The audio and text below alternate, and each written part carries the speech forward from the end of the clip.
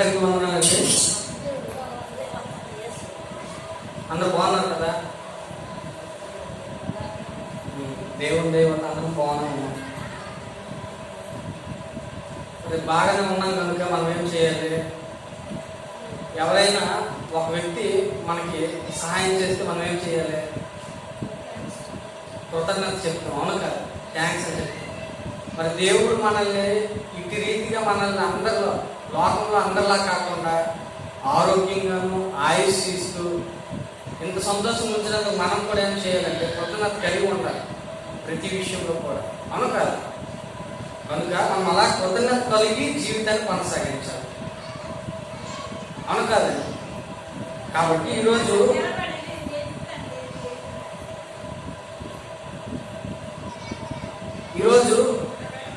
మన వాక్య భాగంలోకి వెళ్ళే ముందు చిన్న ప్రార్థన చేసుకుని వాక్య భాగంలో వెళ్తాం. జాగ్రత్తగా వినాలి మీరు అందరూ కూడా. చాలా అద్భుతమైన మాటలు, చాలా జాగ్రత్తగా వింటేనే మీకు అర్థమవుతుంది. కాబట్టి అందరూ కళ్ళు మూసుకొని ప్రార్థనలో ఏకీభవించండి. మనము ప్రార్థన చేసుకొని వాక్య భాగంలోకి వెళ్దాం. పరలోకమందున్న మా యొక్క తండ్రి, మహోన్నత సర్వోన్నత సర్వలోక సృష్టికర్త, గొప్ప దేవ, పరిశుద్ధ, మీకే స్తుతులు స్తోత్రములు తండ్రి. అయ్యా, మరి గడిచిన కాలంలో అనేక మంది కాలగర్భంలో కలిసిపోయినప్పటికీ కూడా తండ్రి మమ్మల్ని ప్రేమించి మరి ఇటు రీతిగా సజీవ లేఖ నుంచి కాచి కాపాడిన విధంగా బట్టి తండ్రి మీకే కృతజ్ఞతా స్తుతులు చెల్లిస్తూ ఉన్నాం. అదేవిధంగా తండ్రి లోకంలో ఎవరికి ఇవ్వలేనటువంటి మహాభాగ్యము మిమ్మల్ని తండ్రి అని పిలుచుకుంటూ మాకు ఇచ్చిన మహాభాగ్యము బట్టి తండ్రి ఏమిచ్చినా మీ రుణాన్ని మేము తీర్చుకోలేం తండ్రి. మరి ఈరోజు నీ మాటలు వినడానికి వచ్చిన నీ పిల్లలకు మరి నీ మాటలు విడిచిపెట్టేవారుగా కాక హృదయంలో భద్రపరుచుకొని దాని ప్రకారం నడుచుకునేవారుగా వారికి మంచి ఆ శక్తిని కలగజేయండి. అదేవిధంగా తండ్రి ఇక్కడ మీ మాటలు చెబుతుండగా నాకు మీ జ్ఞానాన్ని, మీ ఆత్మను నాలో ఉంచి మీ మనసులోని మాటలే నా నోట పెట్టి సత్యవాక్యాన్ని సరిగా ఉపదేశించే సంయోచితమైన జ్ఞానాన్ని నాకు దయచేస్తారని ఈ చిన్న ప్రార్థన మా ప్రభువు మా రక్షకుడైన యేసుక్రీస్తు వారి అడిగి పెట్టుకుంటున్నాము పాపం తండ్రి, ఆమేన్. మరొకసారి అందరికి వందనాలంటే, అయితే గడిచిన కాలం అంటే ఆదివారం మనము కొన్ని విషయాలు మాట్లాడాం. ఏమిటంటే ప్రపంచంలోని అనేక మంది క్రైస్తవులు ఉన్నారు, అవునా కాదు? అలా ఉంటుండగా ఆదిమ క్రైస్తవులు అనగా యేసుక్రీస్తు వారు రాకముందే ప్రవక్తలు అనేక మంది వచ్చి యేసుక్రీస్తు వారు పుడతారు, సత్య మార్గంలో మనం నడవాలి, దేవుడి దగ్గరికి తిరిగి వెళ్ళాలి అని అంటే ప్రవక్తలందరినీ కూడా చంపేశారు. మంచి మాటలు చెప్తే చంపేశారు. అలాగే ఏ వ్యక్తి అయితే, ఏ నీతిమంతుడైతే లోకానికి వస్తాడో, ఏ పరిశుద్ధుడైతే లోకానికి వచ్చి మన పాపాల కోసం చనిపోతాడో అని చెప్తే ఆయన కూడా చంపేశారు. అయితే ఆయనే, ఆ నీతిమంతుడే మళ్ళా 12 మంది శిష్యుల్ని ఏర్పాటు చేసుకొని ఆ 12 మందిని లోకంలోకి పంపి నేను అనేక మందికి పాప క్రయధర్మగా నేను మరణిస్తాను, నా రక్తం చేత వారందరూ పరిశుద్ధులు అవుతారు, అలా పరిశుద్ధంగా ఉంటేనే మీ తండ్రి పరిశుద్ధుడు కనుక మీరు కూడా పరిశుద్ధంగా మారితేనే పరలోకానికి వస్తారు అన్న విషయాలు తెలియజేస్తే, ఈ విషయాలు అపోస్తలులు సువార్తగా అనేక మందికి లోకంలో సువార్త ప్రకటిస్తే ఆ అపోస్తలు కూడా చంపేశారు. అంటే లోకంలో మంచి ఎక్కువ ఉందా, చెడ్డ ఎక్కువ ఉందా, చెడు ఎక్కువ ఉందా? ఆలోచించండి. చెడే లోకంలో ఎక్కువ ఉంది. ఒక వ్యక్తికి మంచి చెప్తే నచ్చదు, అదే చెడు చెప్తే చాలా తొందరగా అట్రాక్ట్ అవుతారు. అర్థమవుతుందమ్మా?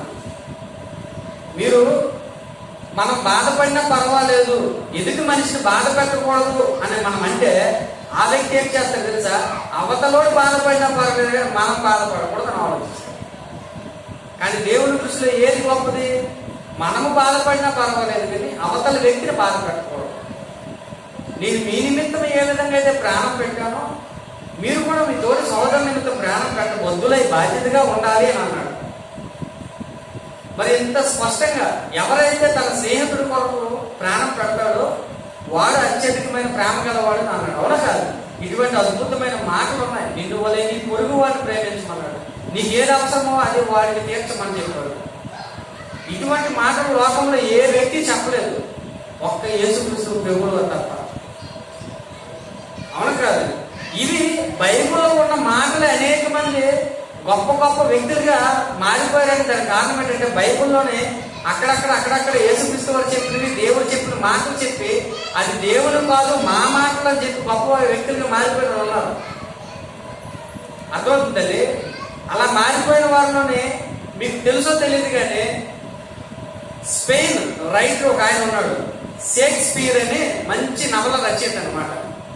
ఆయన యెషయా గ్రంథంలో ఒక మాట రాశాడు, చెప్పాడు లోకానికి. యెషయా గ్రంథంలో దేవుడు చెప్పిన మాటలే లోకానికి చెప్పాడు. ఆ మాట బైబిల్లోనిదని కాదని, నా సొంత మాట అని చెప్పి గొప్ప రచయితగా ఎలిగిపోయాడు. ముఖ లక్షణమే వారి మనసు తెలుస్తుంది. ముఖ లక్షణమే వారి మనసు తెలుస్తుంది. ఒక మనిషిని చూస్తే వీడియోకి ఎంత భయంకరంగా ఉన్నాడు అంటున్నాడు అంటే మనం కొంతమంది ముఖాలు చూస్తే దొంగ ముఖం అనేస్తాం. ముఖ లక్షణమే వారి మనసు తెలుపుతుంది. దేవుడు ఎప్పుడో చెప్పాడు.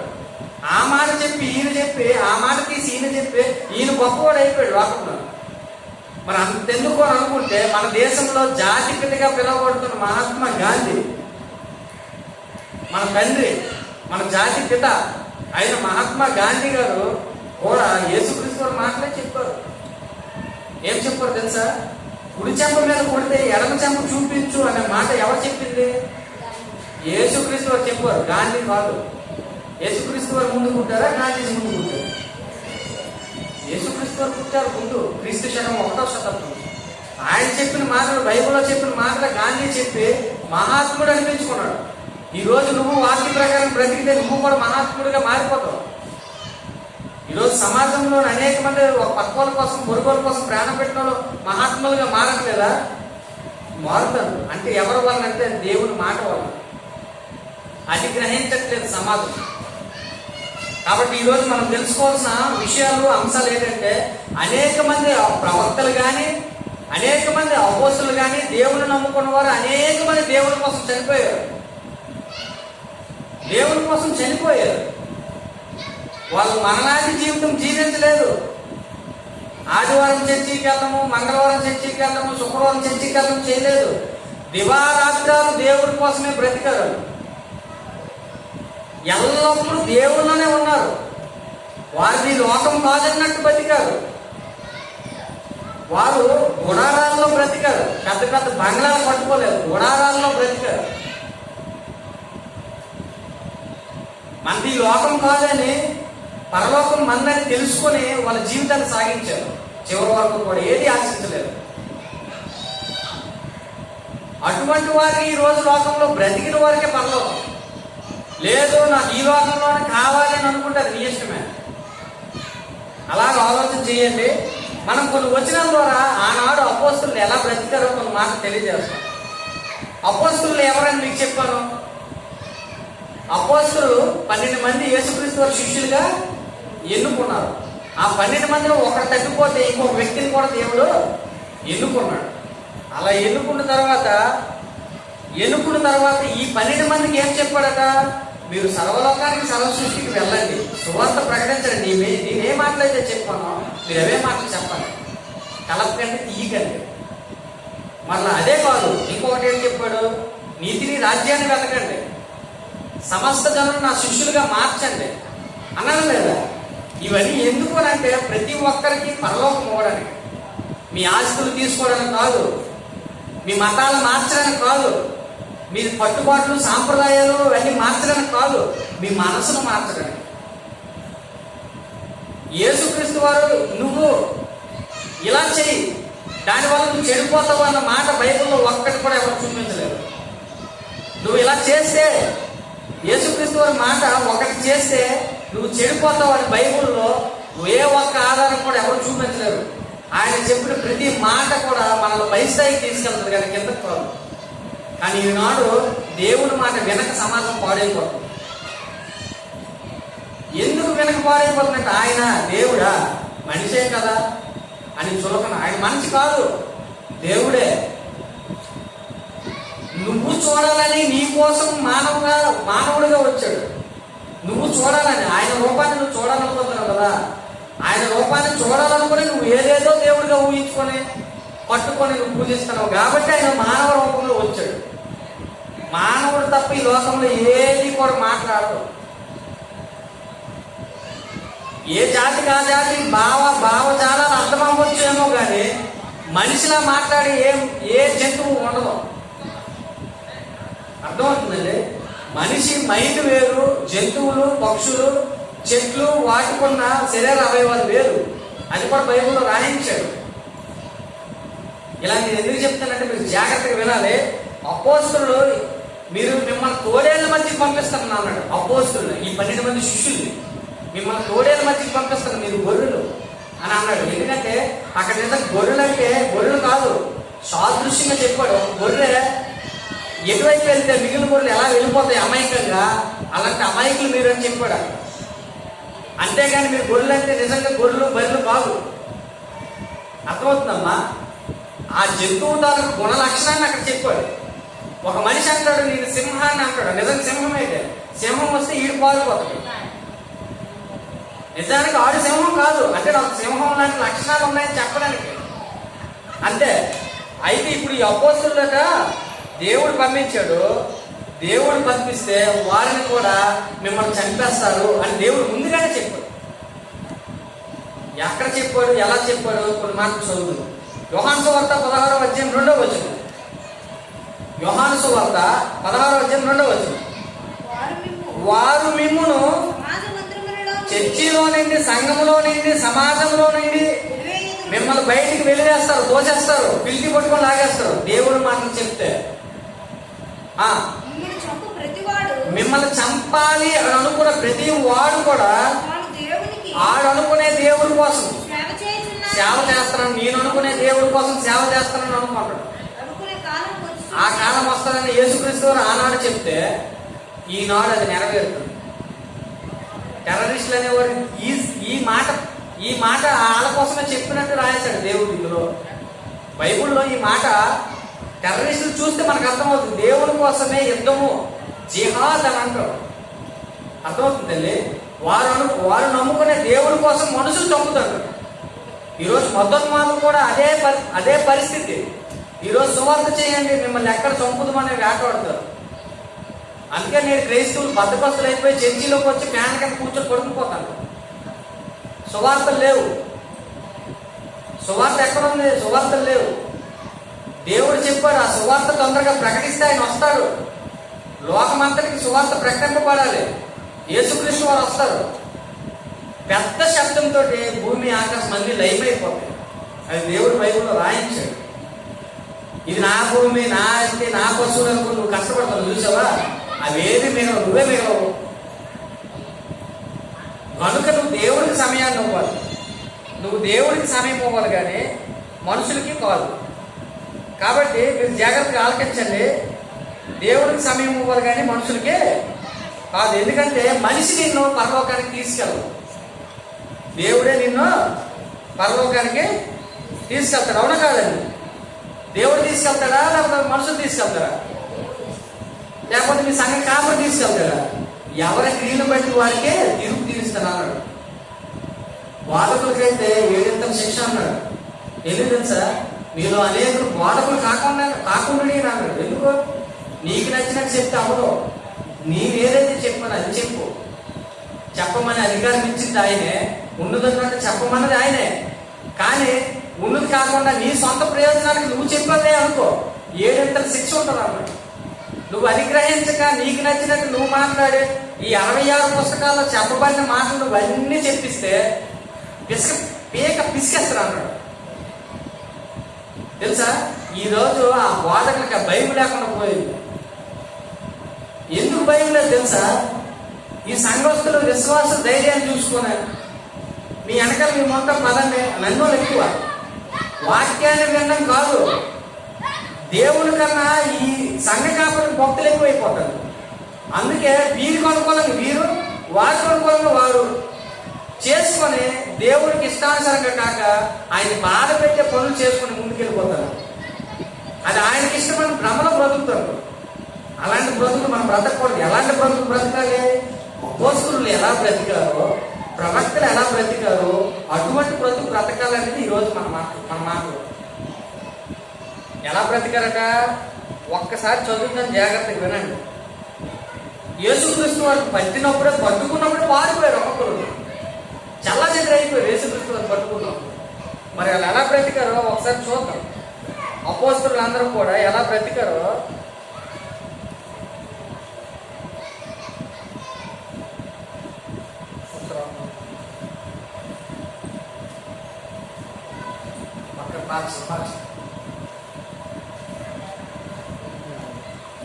అపోస్తలులు ఎలాగట, ఎలా బ్రతికారట, ఎలా చనిపోయారట అని మన బైబిల్లో చదివితే మీకు కొన్ని విషయాలు అర్థమవుతాయి.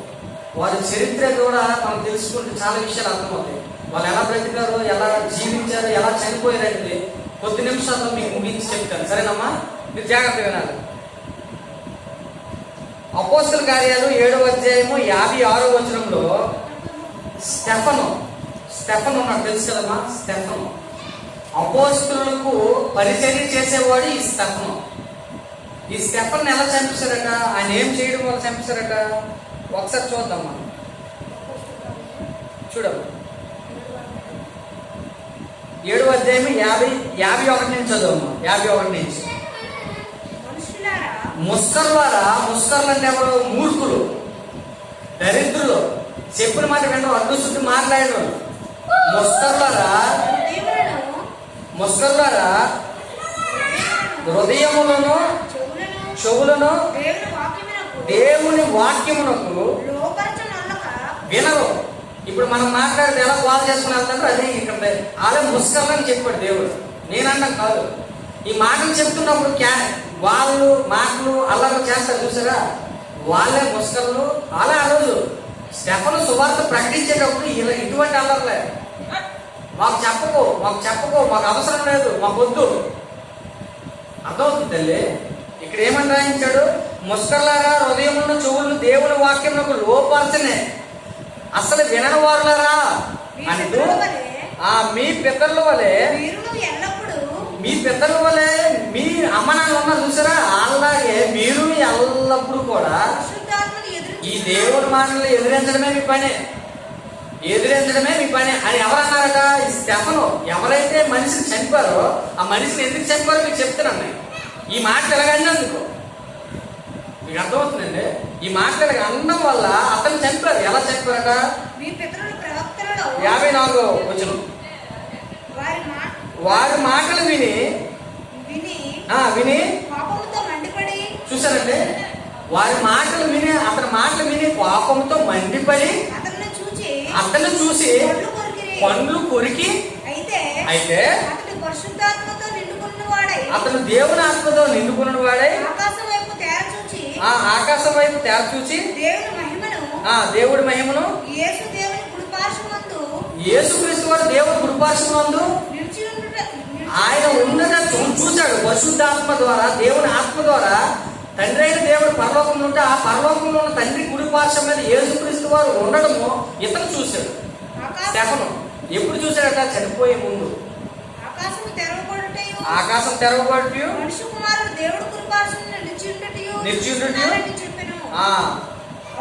అప్పుడు వారు పెద్ద కేక వేసి చెవులు మూసుకొని విన్నారమ్మా.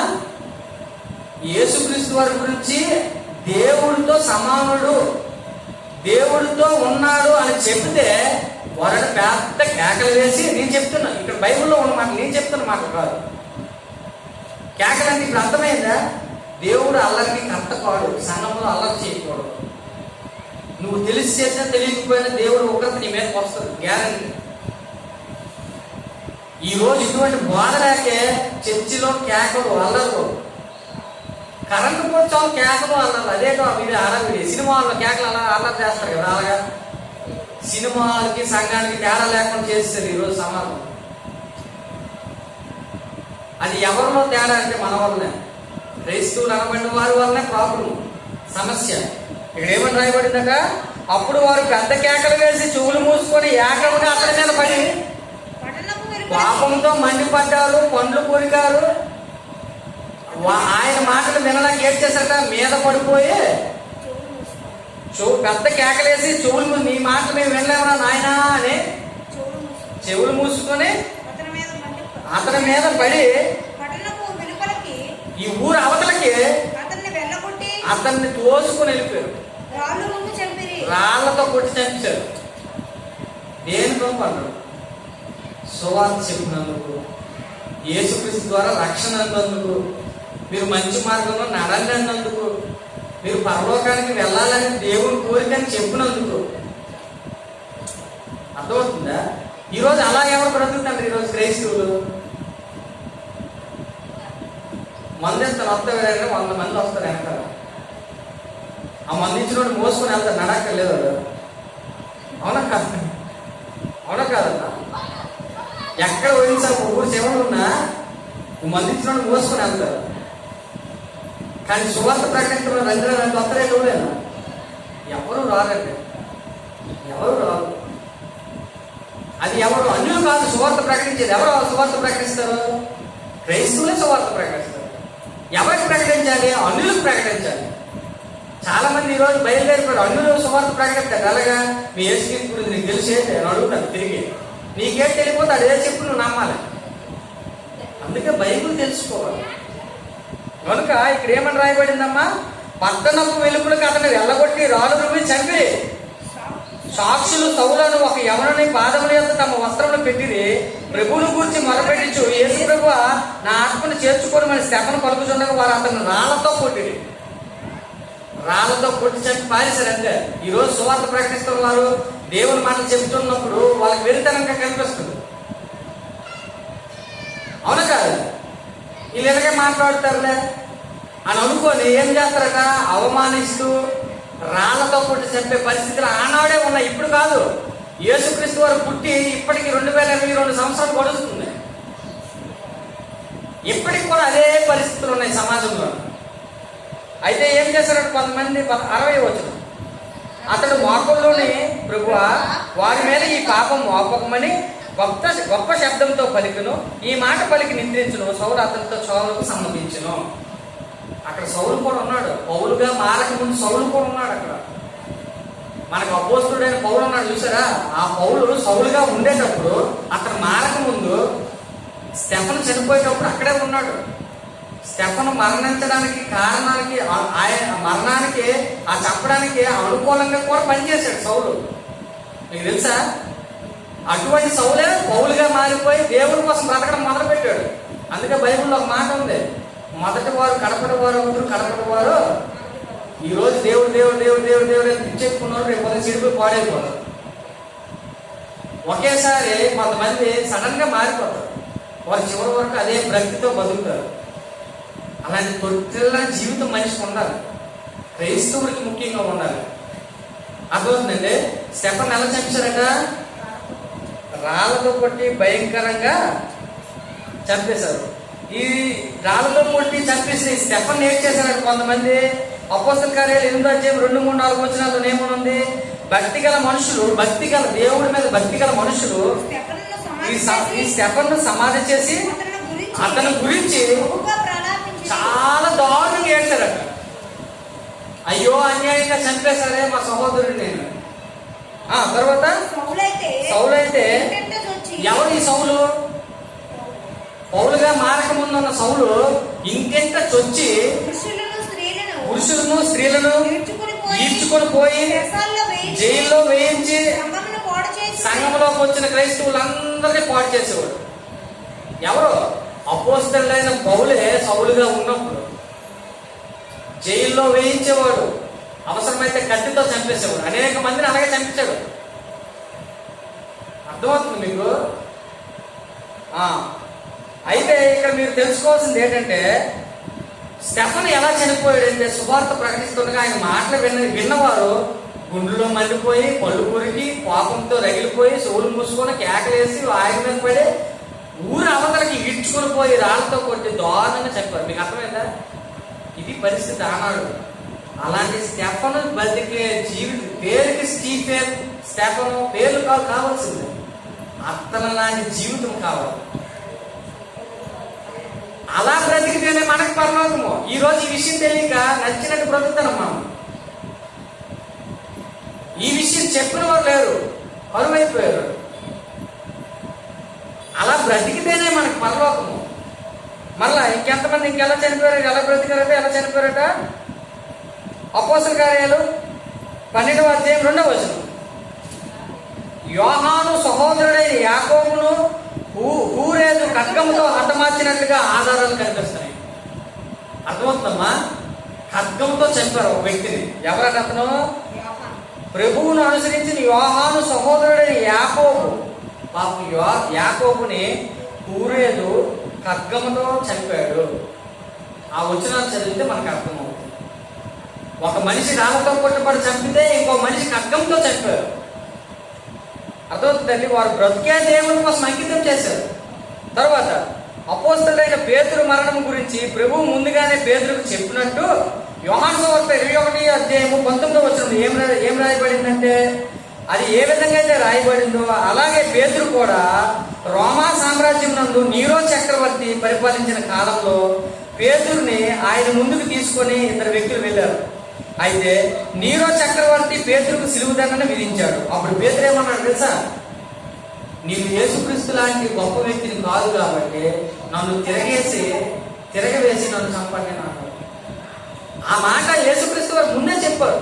పేతురు, నీకు ఇష్టం లేని దగ్గరికి నువ్వు వృద్ధుడిగా మారిపోతావు, చూసావా? నువ్వు నడవలేని పరిస్థితి వస్తుంది.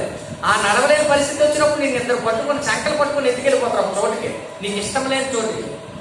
ఆ చోటుకి వెళ్ళిపోయినప్పుడు ఏం జరుగుతుంది? నీకు మరణం అక్కడే. ఎందుకట?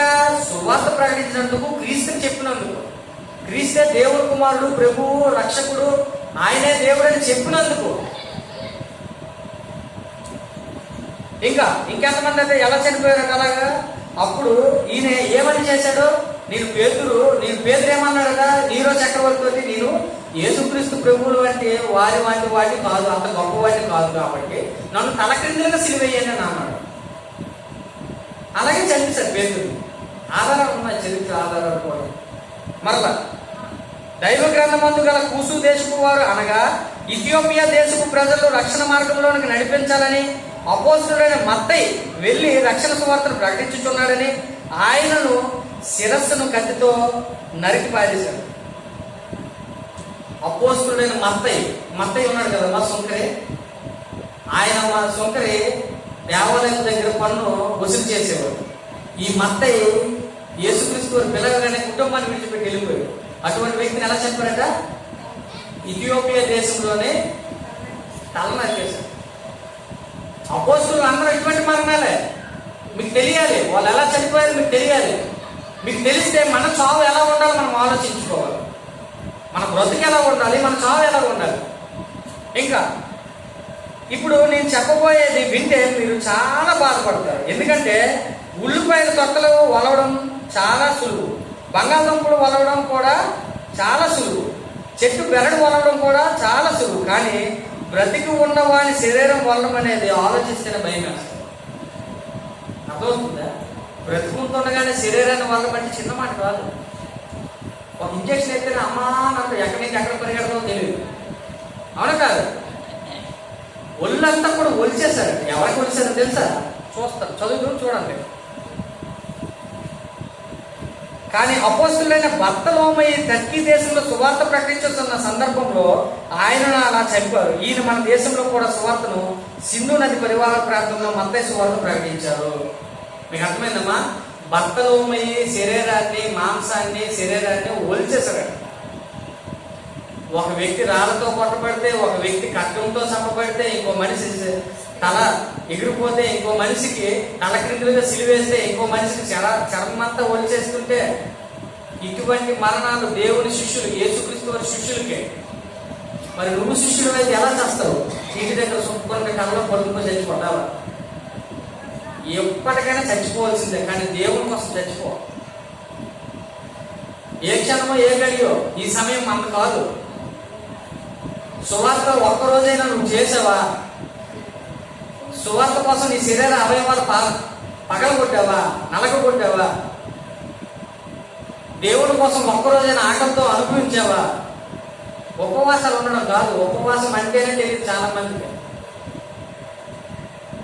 ఉపవాసం అంటేనే తెలియదమ్మా. నేను నిజంగా చెప్తాను, బైబిల్ ప్రకారం ఎవరు చేయట్లేదు ఉపవాసం. ఉపవాసం ఉన్నట్టు నీకే తెలియకూడదు అన్నాడు దేవుడు. మళ్ళీ ఉపవాస ప్రార్థన పెద్ద ఎడ్డింగ్లు. ఉపవాసం ఉన్నట్టు నీకు తెలియకూడదు, తలంటూ చేసుకొని ఉపవాసం ఉన్నట్టే ఎరగనట్టుగా ఉండాలి. ఉంటూ నువ్వు వండుకున్న భోజనము నీ పక్కన ఉన్న పొరుగు వారి సహోదరులు లేని వాడికి నువ్వు అన్నం పెట్టి వాడికి సువార్త ప్రకటించాలని ఉపవాసం. అర్థమవుతుందా? మీరు చేసే ఉపవాసాలు కాదు అవి. ఉదయం బాగా తినేసి మధ్యాహ్నం ఉండిపోయి రాత్రి మళ్ళీ గట్టిగా ఎక్కించింది వాళ్ళ ఉపవాసం. లేని వారికి అన్నం పెట్టి నువ్వు తిన్నాననే మహా సంతోషంతో ఉండి, నీకు కడుపు నిండిన ఆనందంతో ఉండి వాడికి సువార్త ప్రకటించాలి. నీకే సువార్త తెలియదు, నువ్వు సువార్త ప్రకటించాలి. అలా అనుకుంటే నువ్వు సువార్త నేర్చుకోవాలి. బైబిల్ అర్థమవుతుందండి. బైబిల్ నేర్చుకోవాలి. నేర్చుకోవడానికి సంఘానికి రావాలి. మళ్ళా ఇంకెంతమంది ఎలా చనిపోయారట? భర్తలో మీద చర్మాన్ని వదిలేసేశారు. ఇప్పుడు మన భారతదేశానికి వచ్చిన అపోస్తుడైన తోమ యేసు చెప్పిన మాటకు అనగా సువార్త కొరకు వచ్చి ఇక్కడ గల పంతులు అనగా హిందూ మత బ్రాహ్మణులను మార్చి సువార్త ప్రకటిస్తుండగా ఆయన బల్లెముతో గుండెలోకి పొడవడం జరిగింది. ఈయన మద్రాసు పట్టణంలో గల లాపూర్ అనే చోట వద్ద సమాధి చేయబడ్డాడు. ఈయన సమాధి థామస్ మౌంట్ అనే కొండపై ఇప్పటికీ ఉంది. ఈయన అస్థికులు లండన్ మ్యూజియంలో భద్రపరిచారు. తోమ తెలుసు కదమ్మా. తోమనే యేసుక్రీస్తు వారిని చూస్తే కానీ నమ్మని వాడు ఇతను. ఈయన అప్పుడే యేసుక్రీస్తు వారు అన్న మాట ఏంటి? చూసి నమ్మిన వాడి కంటే చూడక నమ్మిన వాడు ధన్యుడు అన్న మాట అక్కడదే, ఆ సందర్భంలో ఉంది.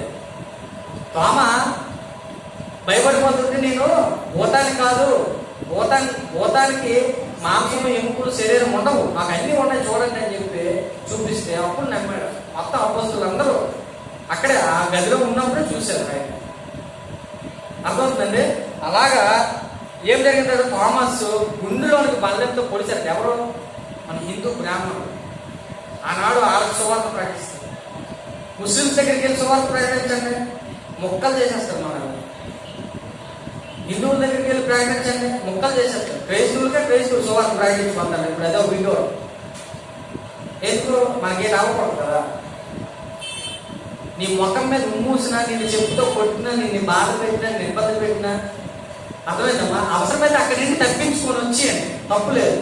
కానీ దేవుడు నమ్ముకున్న వాళ్ళకి నువ్వు మళ్ళీ సువార్త ప్రకటిస్తావు. అదే వీడియో రాత్రి నువ్వు ఎలాగో బతకమైనా ఇక దేవుడు నమ్ముకున్న రోజు బాగా బతకవు అని తెలుసుకొని వాళ్ళకి సువార్త ప్రకటిస్తారు. మళ్ళీ అదే అది వాస్తవం. అది సమాజం లేదు, అదే జరుగుతుంది.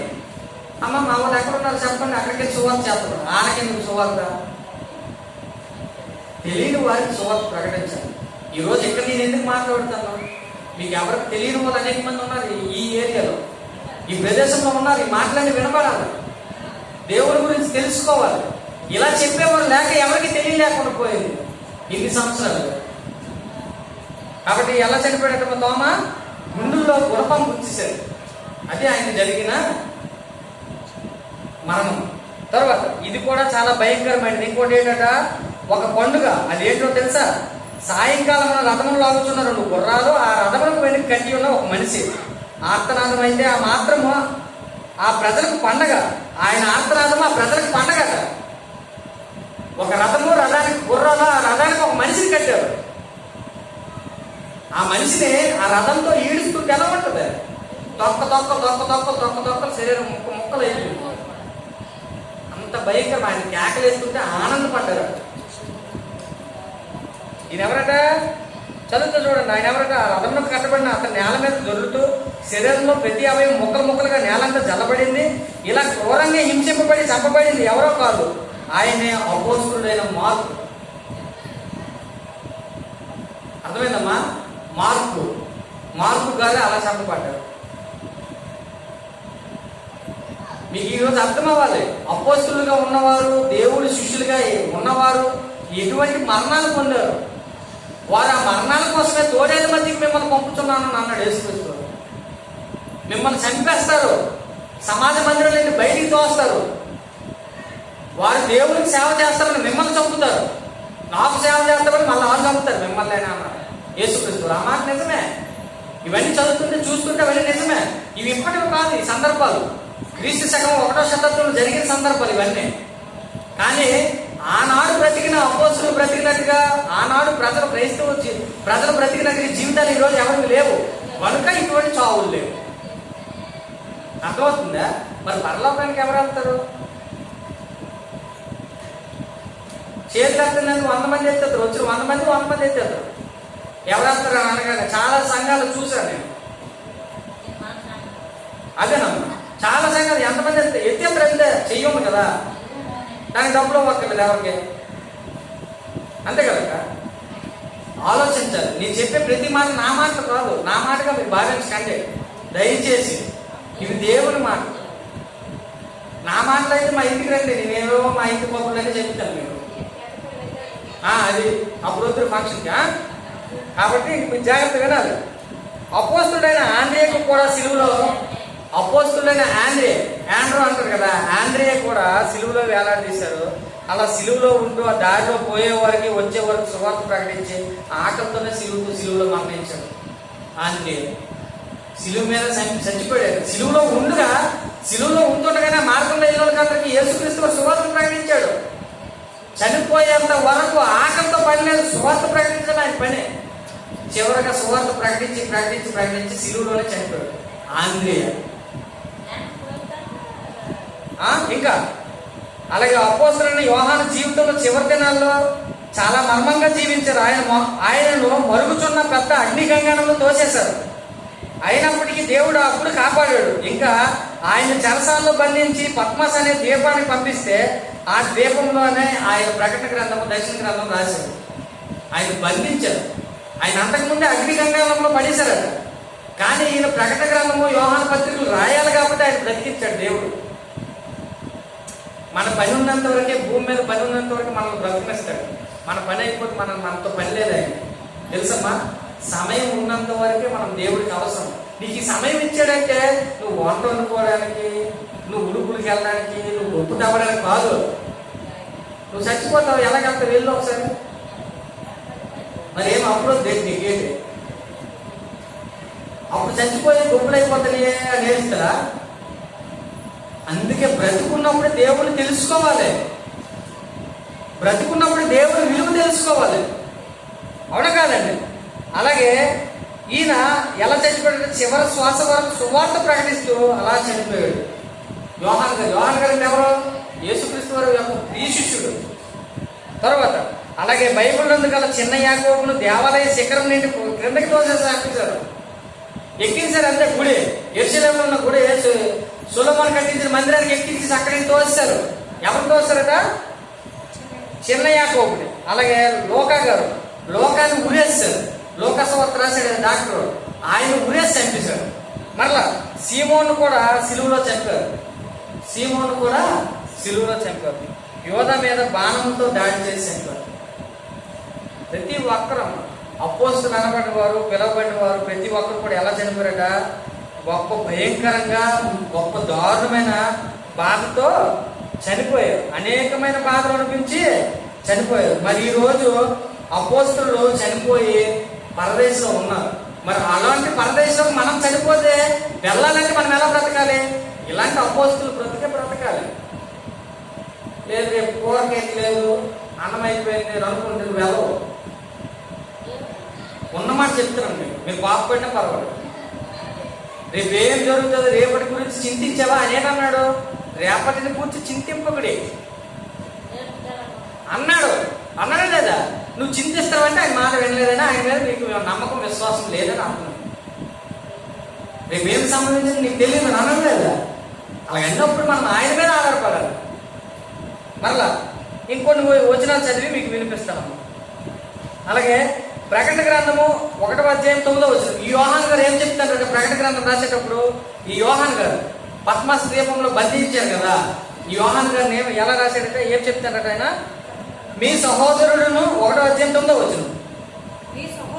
మీ సహోదరు యోహాన్ గారు అంటారు, మీ సహోదరుడును యేసును బట్టి కలుగు శ్రమలోని, రాజ్యములోని, సహనములోని పాలిభాగస్తుడు అయ్యాను. మీ శ్రమలోని, రాజ్యంలోని మనతో పాటు ఆయన కూడా రాజ్యంలో ఉండి చనిపోయిన వాడే.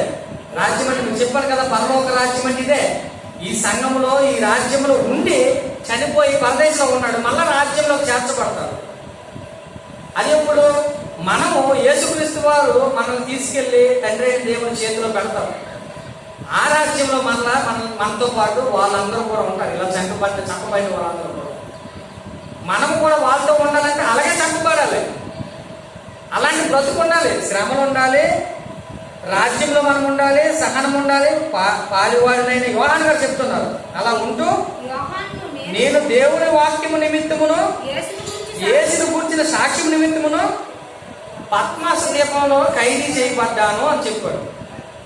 ఆయన మాటలోనే ఆయన స్వయంగా అక్కడ ఉంటూ చెప్పాడు.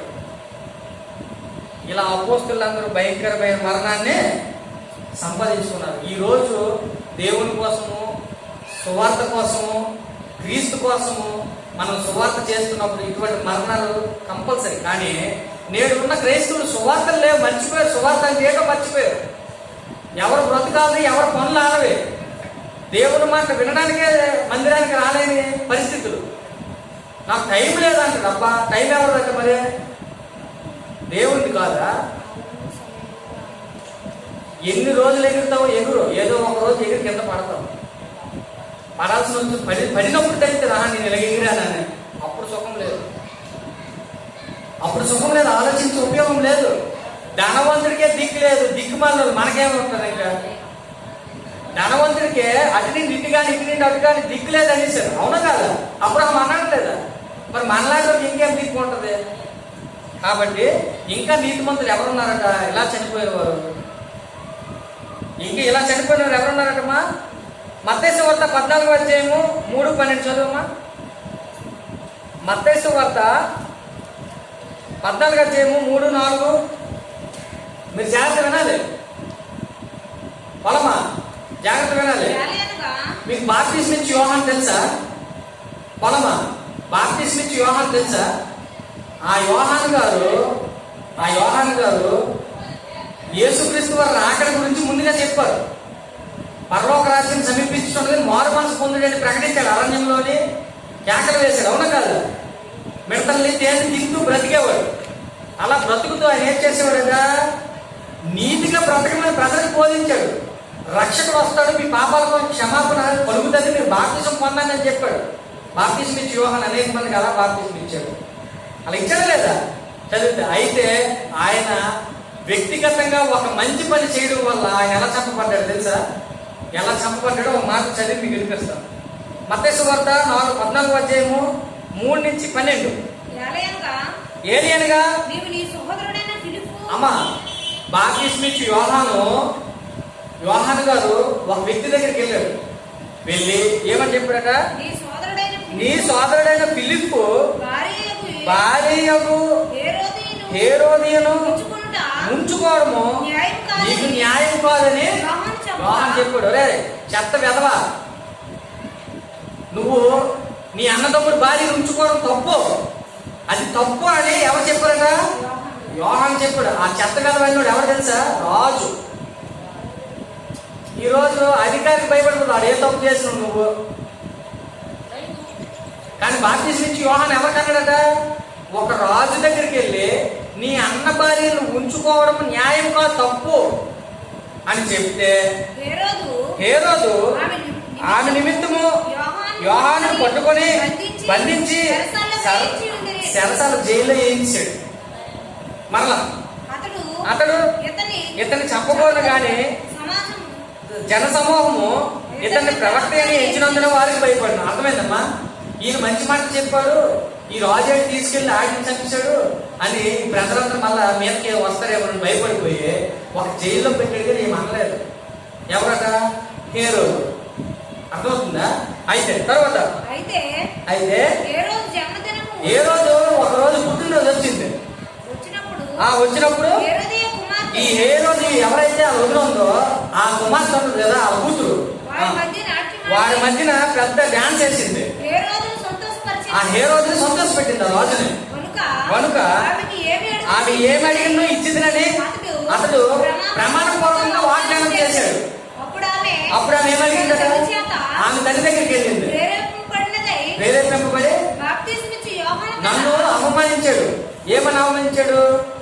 మా మరిదితో నేను ఉన్నానని మా మరిదికే వార్నింగ్ ఇచ్చాడు, ఈ రాజుకే వార్నింగ్ ఇచ్చాడు. ఇప్పుడు మీ నాన్న ఏమన్నాడు, మీ చిన్నాన్న నువ్వు డ్యాన్స్ చేసావు కదా, మెచ్చుకోండి కదా, మెచ్చుకొని వాగ్దానం ఇచ్చాడు కదా, నువ్వు ఏ రేటింగ్ ఇస్తానని నువ్వేం చేస్తావంటే చదువు. బాప్తిస్మిచ్చి యోహాను తలను పల్లెములో పెట్టి నా పొమ్మని అడిగాడు. అది మనిషి దుర్మార్గురాలా దుష్టురాలా? ఒక మనిషి తలని అడిగింది. ఈరోజు సమాజంలో హేరోదిగా ఉన్నారు అనేక మంది, ఉన్నారా లేదా? పైకి భక్తి బంధురాలు, నీతి మంత్రాలు లాగాను, భక్తి బంధురాలు లాగాను ఉండి వ్యభిచరిస్తూ, నటిస్తూ, జీవిస్తూ అనేక మంది భర్తలను మాయ చేస్తూ ఉన్నారా లేదా సమాజంలోనే ఉంటూ రాత్రి పగలు ప్రభువా దేవా యేసే నాయన. అది ఎంత అవమానం దేవునికి!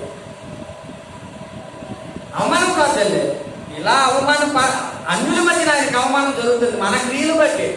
దేవుడు ఎవరో అన్నట్టు మనం బ్రతకడం వల్ల. ఇలా ఏ రోజు ఏమడిగిందట, బుద్ధి చెప్పినందుకు యోహాను తలని అడిగింది. మరి రాజు మాట ఇచ్చాడు కదా, ఏం చేశాడు? తర్వాత రాజు బాధపడ్డాడు, మంచోడే కదా అని బాధపడ్డాడు.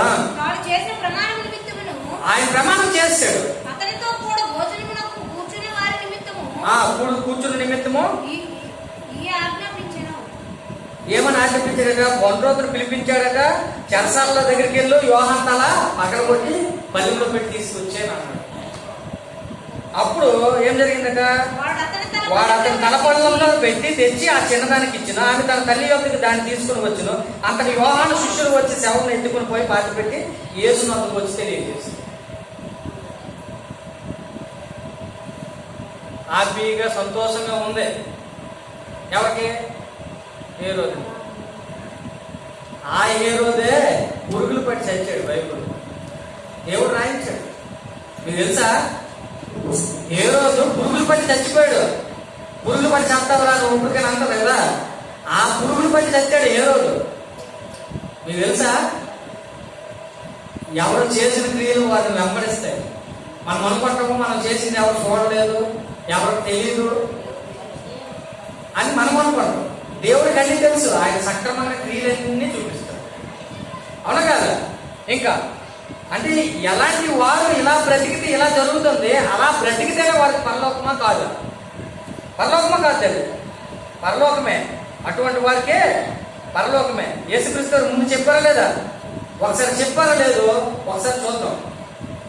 అపోస్తులు కానీ ప్రవక్తలు కానీ నన్నే చంపారు, మిమ్మల్ని అంతా. నా కోసం వచ్చిన ప్రవక్తలు చంపారు, నేను పంపిన తర్వాత నా ప్రవక్తలు చంపారు, అపోస్తులు చంపారు, తర్వాత నన్నే చంపేశారు. మీరేమాత్రం అయినప్పటికి కూడా యేసుక్రీస్తు ఒక మాట చెప్పారు. ఏంటంటే మత్తయి సువార్త 5:11-12. మత్తయి సువార్త నా నిమిత్తము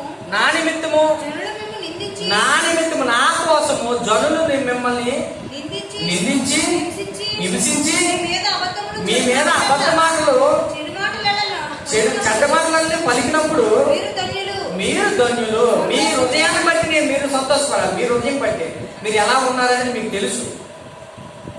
అవునా కాదు? తర్వాత సంతోషించి ఆనందించుడి. మీకు ఇక్కడ కాదు, మీకు పరలోకమందు మీ ఫలము మీకు ఎక్కువ ఇస్తాను. అక్కడ అందరికంటే అధికంగా మీకు ఇస్తాను.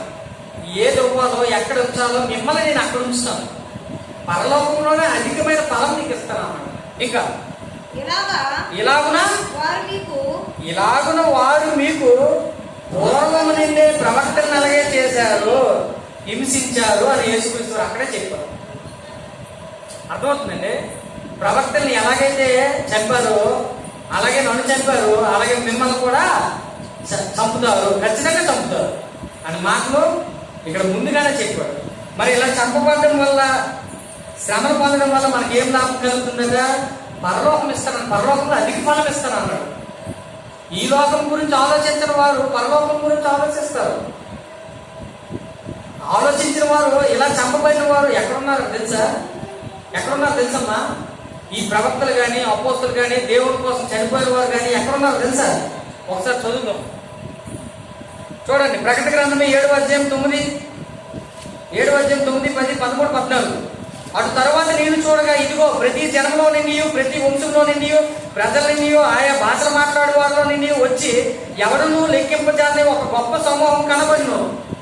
లెక్క పెట్టలేనంత మంది ఉన్నారటమ్మా, లెక్క పెట్టలేనంత మంది ఉన్నారట. యోహానికి దర్శనంలో చూపించాడు దేవుడు ముందుగా జరగబోయేది. ఎవరెవరట? నేను చూడగా ఇదిగో ప్రతి జనంలో నిండి, ప్రతి వంశంలో నిండి, ప్రజల్లో నిండి, ఆయా భాషలు మాట్లాడు వారిలో నిండి ఎవరు కూడా లెక్కింపలేనంత మంది పరలోకంలో ఉన్నారని యోహాన్ గారు రాస్తాను. వారు ఏం చేస్తారట? 10వ వచనం, సింహాసీనుడైన మా దేవునికి, గొర్రె పిల్లలకు, మా రక్షణకే స్తోత్రమని మహాశబ్దంతో ఎలుగెత్తి చెప్పారు. వారు ఎవరట? 13, పెద్దల్లో ఒకడు ఒక తెల్లని వస్త్రములు ధరించుకొని ఉన్న వీళ్ళెవరు, ఎక్కడి నుండి వచ్చిన నన్ను అడిగాను. యోహాన్ గారిని అడిగాడట, వీళ్ళు ఎవరు అనుకుంటాను? వీళ్ళు తెల్లని వస్త్రాలు ధరించుకొని, అక్కడేముందమ్మా, తెల్లని వస్త్రాలు ధరించుకొని ఎక్కడి నుండి వీళ్ళు వస్తారని యోహాన్ గారిని అడిగారు.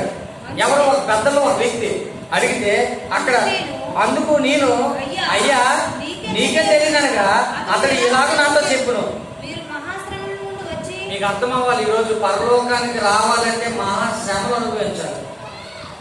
మహాశ్రమలు అనుభవిస్తేనే పరలోకం.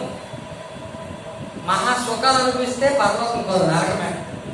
దాన్ని ఎవరు తప్పించలేరు. అదే ఇక్కడ రాయబడింది. ఏమని రాయబడింది? అందుకు నేను, అంటే పెద్దల్లో ఆ మనుషులందరినీ చూశాడు ఒక వ్యక్తి. చూసి ఏమన్నాడు తెలుసా? ఈ తెల్లని వస్త్రాలు ధరించుకున్నది ఎవరో నీకు తెలుసా అని పెద్దల్లో ఉన్న వ్యక్తి అడిగితే, అయ్యా నాకు తెలియదు, మీకే తెలుసు, వాళ్ళు ఎవరో చెప్తారని అంటే అప్పుడు ఆయన ఏం చెప్పాడట?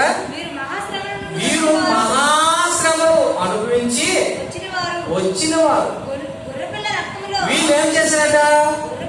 గొర్రె పిల్ల అంటే యేసుక్రీస్తు వారి రక్తంలో తమ వస్త్రములు, అంటే పాపపు వస్త్రములు ఉన్నాయి చూసారు, మనం చేసే పాప పనులు వస్త్రానికంటే ఆ మురికి ఆ రక్తంలో కలుపుకొని వాటిని తెలుపు చేసి, అంటే పరిశుద్ధతను కలిగి బ్రతికిన వారు.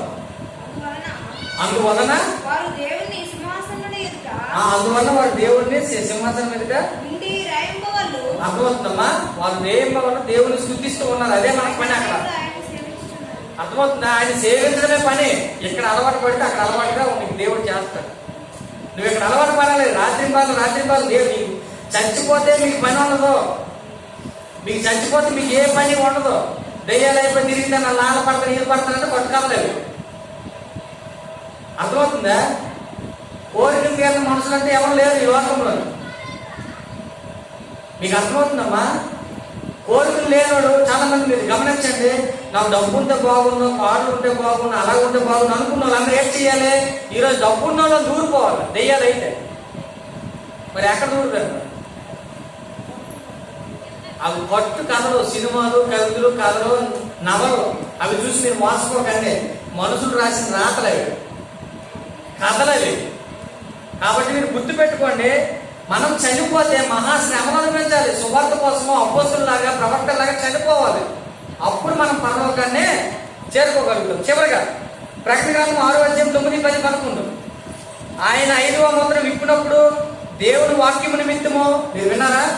దేవుని వాక్యము సువార్త నిమిత్తము,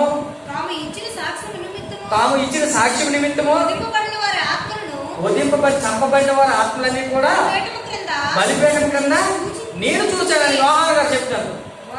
దేవుని కోసం ఇలా చచ్చిపోయిన అందరూ కూడా బలిపీఠం కింద ఉన్నారట. ఆయన ఆత్మలు ఉన్నాయట. ఆత్మలు వాళ్ళు ఏమంటారట? యోహాను గారు చూస్తున్నప్పుడు ఏమన్నారట? నాదా సత్యస్వరూపి, పరిశుద్ధుడా, ఎంతకాలం నువ్వు ఇంకా భూమికి తీర్పు తెచ్చుకున్నా ఉంటావు. మమ్మల్ని చంపేశారు, మా రక్తాన్ని భూమి మీద ఒలికించారు. ఈ భూమి నివాసానికి ఎప్పుడు తీర్పు తెచ్చుకున్నా ఉంటావు. ఎంతకాలం ఉంటావు? బిగ్గరగా కేకలేసి మరి గోల్ చేసి మరి చెప్పి అడుగుతాడు. అప్పుడు దేవుడు ఏమన్నాడట? తెల్లని వస్త్రములు, ఈ కేకలేసిన వాళ్ళందరూ కూడా తెల్లని వస్త్రములు ఇవ్వబడ్డాయి. మరియు వారి వల్లనే మీకు అర్థమవుతుందమ్మా, మీలాగే చంపబడబోవు వారు మీలాగే సువార్త కోసము సాక్ష్యం ఇచ్చి దేవుని కోసం బ్రతికి చంపబడిన వారు సహదాసులు. మీతో పాటు కొంతమంది లెక్క కావాలి, నాకు ఇంకా కొంతమంది కావాలి. ఆ సహోదరులకి నాకు పూర్తయింది అనుకోండి, ఇంకో కొంచెం కాలం ఆగండి, మీరు విశ్రమించండి, విశ్రాంతి స్థలంలో మీరు విశ్రమించండి. వారితో చెప్పాడు, మీలాగే కొంతమంది నాకు కావాలి, నాకు పిల్లలు ఇంకా కావాలి, వాళ్ళు వచ్చేసి మీరు వాళ్ళు కరెక్ట్గా సమానంగా నాకు లెక్క సరిపోయింది అనుకోండి, అప్పుడు భూమికి ఏం చేయాలో ఆ భూమికి అది చేస్తాం. ఆ లెక్కలో మనం ఉండాలంటే ఈరోజు అపోస్తులుగా, ప్రవక్తలుగా లాంటి బ్రతకాలి. ఆదిమ క్రైస్తవులు ఎలాంటి జీవితం కొనసాగించారంటే వారి ఆస్తులన్నీ అన్ని సువార్త కోసం ప్రకటించారు. ఆస్తులు సంపాదించుకోలేదు, వారి జీవితాలు, ప్రాణాలు, కుటుంబాలను విడిచిపెట్టి వారు దేవుడిని వెంబడించారు. అర్థమవుతుందండి? క్రైస్తవ జీవితం అంటే శ్రమలు, హింసలు, కష్టాలు, నష్టాలు, బాధలు, కన్నీళ్లు, ఇవే. సుఖాలు అనేది సుఖమే లేదు ఈ జీవితంలో క్రైస్తవుడికి. అర్థమవుతుందండి?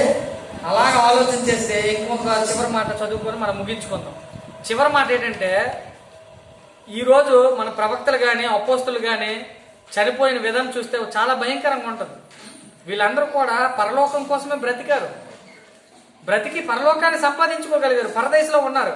వారు డైరెక్ట్గా దేవుడు భూమిని అంతం చేసినప్పుడు అందరిని కలిపి ఒకేసారి పరలోకంలో ఉంచుతాడు. ఇది మీకు అర్థం అవ్వాలి. ఇది వింత వింతగా కొత్తగా చెప్తారు, ఊరికి అర్థం కాని విధంగా మీకు అర్థమైనట్టు చెప్తున్నాను నేను. ఈరోజు పరదేశంలో ఉన్న వారితో పాటుగా మనము కూడా వాళ్ళతో వెళ్ళాలి. మన రాక కోసం వాళ్ళందరూ ఎదురు చూస్తారు. మనం అందరం కలిసి ఒకేసారి తండ్రి అయిన దేవుడి దగ్గర చేరుకోవాలని దేవుని కోరిక. నువ్వు నా కోసం ముందే చచ్చిపోయినావు కదా, వచ్చాను అనలేదు దేవుడు. అందరం ఒకలాగే చూశాడు, అది ఆయన హృదయము. అర్థమవుతుంది తల్లి? ఇంకొక చివరిగా ఒక మాట, హెబ్రీయులకు రాసిన పత్రిక 11:36, 37, 38, 39, 40. మరికొందరు తిరస్కారములను, వినండి, ఎవరు ఎలా చేశారట? ప్రవక్తలు, అపోస్తులు ఎలా బ్రతికారట? హెబ్రీయులకు రాసిన పత్రిక 11:36. మరికొందరు తిరస్కారములు అంటే నువ్వు సువార్త ప్రకటిస్తే వదేలే అవతలకని అంటారు. మాకు తెలియదేంటి దేవుడి గురించి, నువ్వే చెప్పాలంటే అంటారు. తర్వాత కొరడా దెబ్బలు కొడతారు, బంధకాలతో కొట్టారు, బంధకం చేశారు, ఖైదీగా చేశారు, వాళ్ళందరూ అనుభవించారమ్మా. అపోస్తులు అందరూ ఇవే పరిస్థితులు. రాళ్లతో కొట్టబడ్డారు, రంపాలతో కొయ్యబడ్డారు, శోధింపబడ్డారు. నువ్వు దేవుని నమ్ముతావు, మమ్మల్ని నమ్ముతావురా, ఆ శోధన అనుభవించారు, శోధింపబడ్డారు. తర్వాత మేక చర్మాలను, గొర్రె చర్మాలను కట్టుకొని, బట్టలు లేవు వాళ్ళకి, ఆ చర్మాలు కట్టుకుని దరిద్రులై ఉండి శ్రమపడి హింస పొందుచు అడవుల్లోను, కొండల్లోను, గుహల్లోను, సొరంగాల్లోను తిరుగులాడుచు సంతరించారు. అట్టి వారికి ఇలాంటి బ్రతుకుతామన్న వాళ్ళకి ఈ లోకంతో పని ఉండదు. ఈ లోకం కావాలనుకున్న వాళ్ళు ఆ లోకం కోసమే బ్రతుకుతారు. కానీ అపోస్తులు ఎలా బ్రతికారు తెలుసా? వీరందరూ తమ విశ్వాసము ద్వారా సాక్ష్యము పొంది, మనము లేకుండా మీకు అర్థమైందా? మనము కూడా వెళ్ళాలి వీళ్ళతో పాటుగా, అప్పుడు సంపూర్ణం అవుతాయి దేవుడికే. సంపూర్ణంగా అయ్యి నిమిత్తము దేవుడు మన కొరకు మరీ శ్రేష్టమైన దానిని ముందుగా సిద్ధపరిచాడు పరలోకం. మరి ఈ భూమి కన్నా బంగారం అది. ఈ భూమిని చూసే మురిసిపోతున్నావు, నువ్వు ఎంతకన్నా బంగారాన్ని ఉంచాడు అక్కడ. అదే పరలోకం అంటే. అది కనిపించలేదు కాబట్టి మనకు అర్థమవుతుంది. కానీ పరలోకంలో అడుగెడితే ఆనందమే వేరు. నరకంలో అడుగెట్టి ఎలా ఉంటుందో తెలిసిపోద్ది. ఆ నరకం తప్పించుకోవాలంటే పరలోకానికి వెళ్ళాలి. భూమి మీద ఎవరు కూడా స్థిరం కాదు, అందరూ అస్థిరులే. చనిపోతే తిరిగి వెళ్ళిపోవాల్సిన వాళ్ళమే.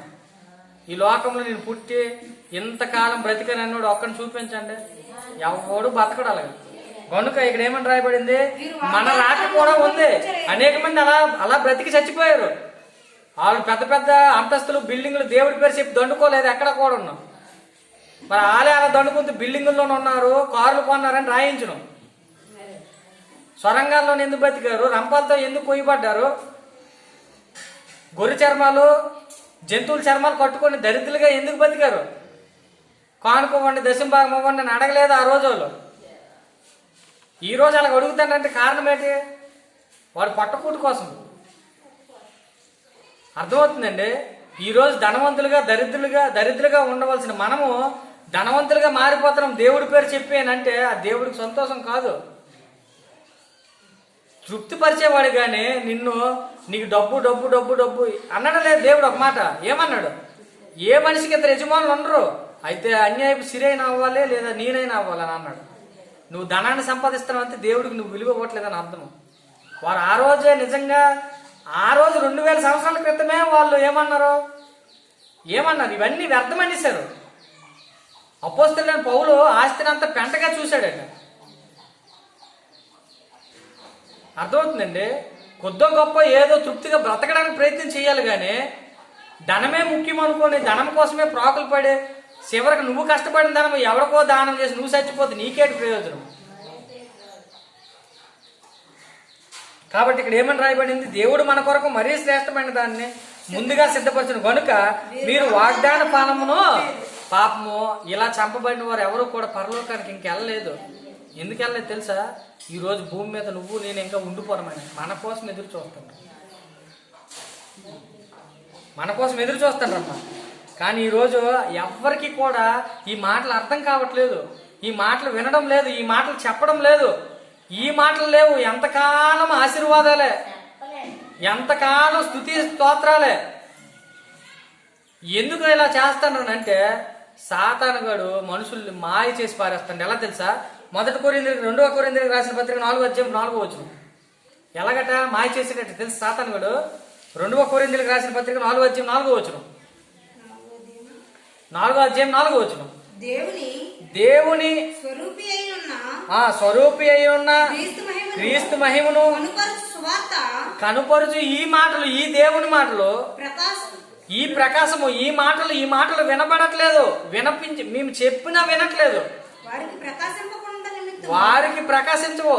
ఈ యుగ సంబంధమైన దేవత విశ్వాసం ఉండదు వీళ్ళకి. అవిశ్వాసులైన వారికి మనోనేత్రాలకి గుడ్డితనం కలగజేస్తుంది. మీకు అర్థమైందా? ఈ హృదయానికి, ఈ మైండ్కి గుడ్డితనం కలగజేస్తుంది. ఈ మాటలు వినబుద్ధి కాదు, ఈ మాటలు వినాలని ఆలోచన ఉండదు. ఇంత సమయం అయిపోయింది ఏంటి అని ఆలోచిస్తారు. అవునా కాదా? ఎంతసేపు చెప్తారని ఆలోచించాలి కానీ ఎంతవరకు నన్ను అనకూడదు. ఇది చెడ్డ మాటలు కాదు, మంచి మాటలు, సత్య మాటలు, మనం పరలోకానికి తీసుకెళ్లే మాటలు. కాబట్టి ఏం చేయాలట? ఈ అంధకారం నుండి వదిలేమో చాలు. మనోనేత్రాలకు గుడ్డితనం కలగజేస్తుంది సాతాను. ఎందుకంటే ఏ మాటలు వినిపించకుండా ఈ సువార్త ప్రకాశం మీ మీదకి రాకుండా.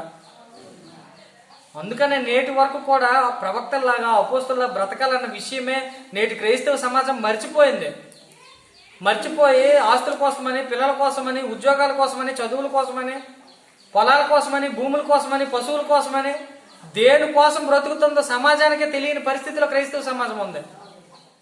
కానీ ప్రవక్తలు అలా బ్రతకలేదు, అపోస్తలు అలా బ్రతకలేదు, యేసుక్రీస్తు వారు కూడా అలా బ్రతకలేదు.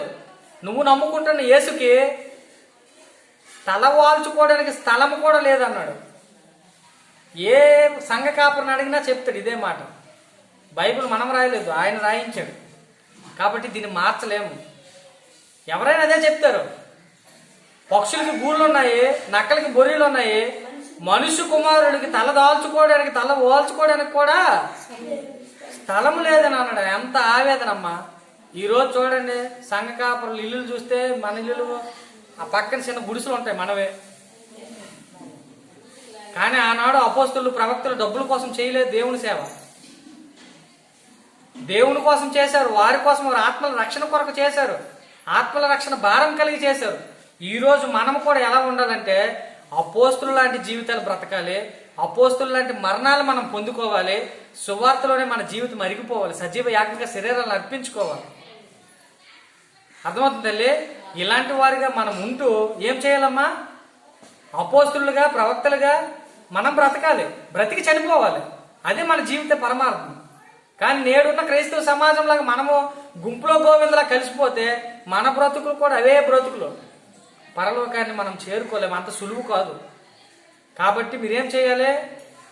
ఏం చేయాలి తల్లి? మీరందరూ కూడా ప్రవక్తలు ఎలా బ్రతికారో, అపోస్తలు ఎలా బ్రతికారో మీకు తెలియజేశాను, వాళ్ళు ఎలా మరణించారో మీకు తెలియజేశాను. అటువంటి జీవితాలు కొనసాగిస్తేనే ఈ భూమి మీద మనకు పరలోకం ఇస్తాడు దేవుడు. వారితో పాటు మనల్ని కూడా కూర్చోబెడతాడు. లేదా మనకు నచ్చినట్టు మనం బ్రతికితే ధనవంతుడు ఉండే స్థలానికి వెళ్ళిపోవాలి మనము కూడా. కాబట్టి మనం ఏం చేయాలి? జాగ్రత్తగా ఈ మాటలు విని ఆలకించి దాని ప్రకారంగా మనము బ్రతకాలి. అర్థమైంది తల్లి? మరి అందరికీ మరొకసారి వందనాలు తెలియజేసుకుంటున్నానమ్మా. ఈ మాటలు దేవుడు మనం వెనుకలు ఫలింపజేయను కాక. అందరు కళ్ళు మూసుకొని ప్రార్థన చేసుకుందాం. పరలోకమందున్న మా యొక్క తండ్రి, మహోన్నతుడా, సర్వోన్నతుడా, సర్వలోక సృష్టికర్త, పరిశుద్ధుడా, మీకే స్తుతులు స్తోత్రము తండ్రి. అయ్యా, మరి మీ మనసులో మాటలు మీ పిల్లలకు తెలియజేసి ఉన్నాను తండ్రి. మరి ప్రవక్తలు కానీ, మరి మీ ప్రియ కుమారుడు కానీ, అపోస్తలు కానీ మీ కొరకే బ్రతికి నిరంతరము మీ ధ్యాసలోనే జీవించి ప్రతి క్షణము కూడా మీ కొరకే ప్రతి పని చేసి మీ యందే మరణం పొందారని, ఎలాంటి మరణాలు పొందారో మీ పిల్లలకు తెలియజేసి ఉన్నాను తండ్రి. అటువంటి జీవితం బ్రతికి అలాంటి మరణాలే మేము పొందుకొని వారుండే పరదేశంలో మేము కూడా ప్రవేశించాలని, వారితో పాటు మీ పరలోక రాజ్యంలో మేము తండ్రి చేతిలో మేము ఉండుటకు మాకు మంచి అవకాశాన్ని దయచేస్తారని, అలాగే తండ్రి ఈ మాటలు విని విడిచిపెట్టేవారుగా కాక మీరు కోరుకునే మీ కోరికలు బట్టి మీకుండే ఆశను బట్టి తండ్రి మీ కోరికను నెరవేర్చే పిల్లలుగా ఈ బ్రతుకు జీవిస్తూ మిమ్మల్ని పెట్టే పిల్లలుగా మేము బ్రతుకుతూ అనేక మందిని సత్య మార్గంలో నడుపుటకు మాకు మంచి జ్ఞానాన్ని బుద్ధిని దయచేస్తూ ఈ మార్గంలో నడుచుకుంటూ మాకు మంచి ఆసక్తిని అలాగే ప్రేమను మీపై మాకు ఉంచి చివరి వరకు కూడా మిమ్మల్ని ప్రేమించి మీరుండే మహాలోకమైన పరలోకాన్ని చేరుకున్నట్టుకు మాకు మంచి అవకాశాన్ని దయచేస్తారని ఈ చిన్న ప్రార్థన మా ప్రభువు మా రక్షకుడు నేను యేసుక్రీస్తు వారి పేట అడిగి వేడుకుంటూ ఉన్నాం మా పరమ కన్న తండ్రి. ఆమేన్. అందరికి వందనాలండి.